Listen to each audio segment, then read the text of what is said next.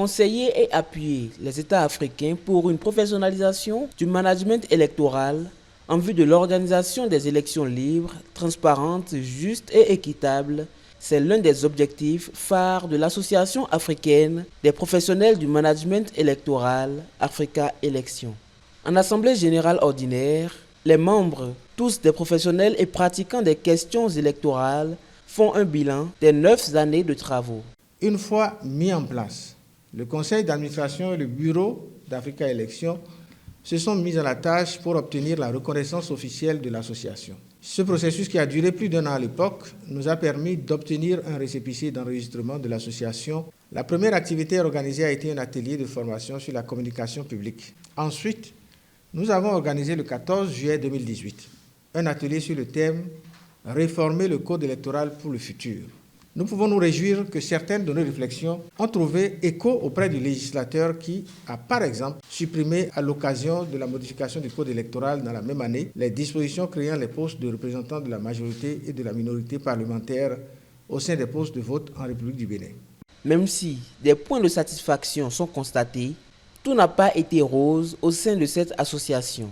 Dans le cadre des élections législatives de 2019, nous avons élaboré 2 projets, notamment le projet Tracking de Fake News et celui intitulé Agir pour les élections législatives 2019, transparentes et paisibles. Faute de moyens financiers et de partenaires, nous n'avons pas pu mettre en œuvre ces 2 projets. Après le détail des activités menées, le bilan financier est soumis aux membres de l'Association africaine des professionnels du management électoral.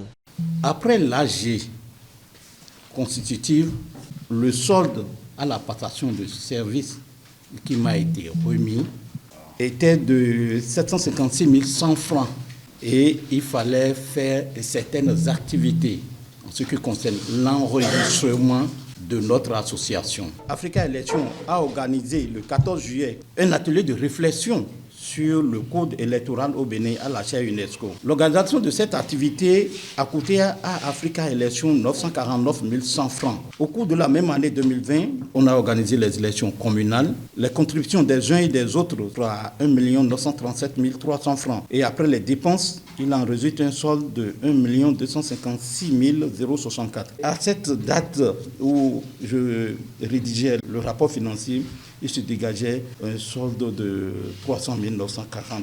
Les élections constituent le socle de la démocratie et du processus de transmission et de gestion du pouvoir. Le président de Africa Élections, Agapit Napoléon Maforican, énonce des points de réflexion, des interrogations auxquelles l'association pourrait répondre. La problématique électorale de nos jours nous fait comprendre que l'euphorie de 2012, lorsque nous nous formions, 2013, a dû laisser place à peut-être une sorte de désillusion.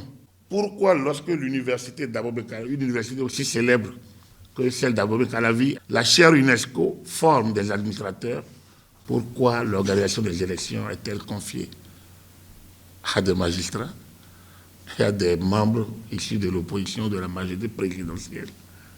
Et au niveau de l'Afrique, ces élections qui débouchent toujours sur des crises, dont on attend la validation ou non, pas des organismes aussi politiques que les organisations sous-régionales.